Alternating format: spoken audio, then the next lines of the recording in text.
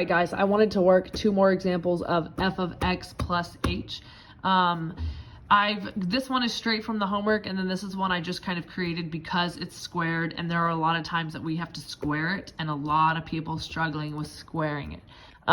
So what we're gonna do is find f of x plus h. So the best way for me to kind of show you, I think a lot of us are visual people, and so when we look at it, it just doesn't really make sense. And so what I do is I'm taking x and it becomes x plus h.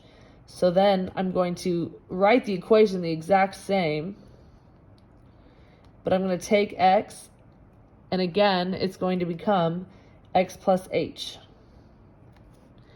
So if you are a visual person, that is how I suggest you kind of just put blanks, and I'll do the same thing here. So we have x, and then we have x squared. So what I'm going to do is put f of x plus h is equal to blank squared plus 6, right? I'm taking that x, I'm removing it, so I can visually see that I removed the x, and in its place, I'm going to put x plus h.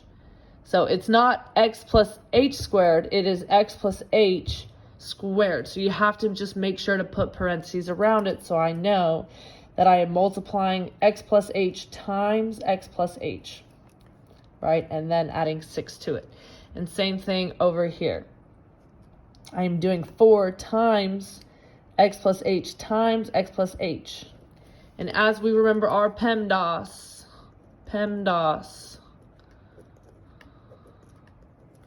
parentheses, then exponents, then multiply, then divide, add and subtract.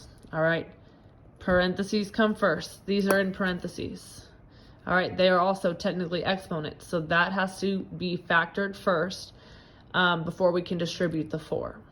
All right, so then we multiply x times x, which is x squared. Then we take this x and we multiply it by h, which is xh. Then we do it again, x times h, or h times x, which again is just xh. It doesn't matter which one you put in the front. I just like for them to look the same because people can get confused if I have xh plus hx. All right, then we multiply this h by h, and we end up with h squared.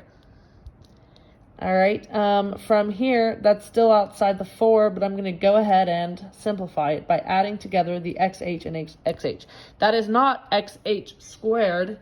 That is just 2xh because we're adding them together, plus h squared. Now we can distribute the 4. 4 times x squared, 4 times 2xh, 4 times h squared. That gives us 4x squared plus 8xh plus 4h squared.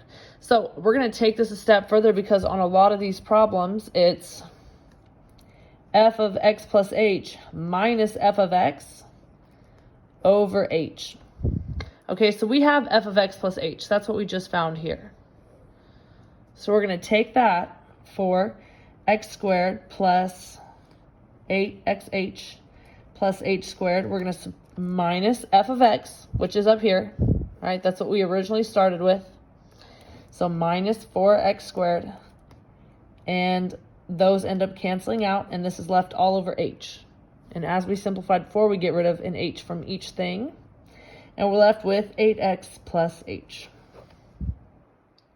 All right, and to finish out this one over here, again, since we already did all the foiling on that side, we'll just write it out. X squared plus 2xh plus h squared plus 6. And that is our f of x plus h.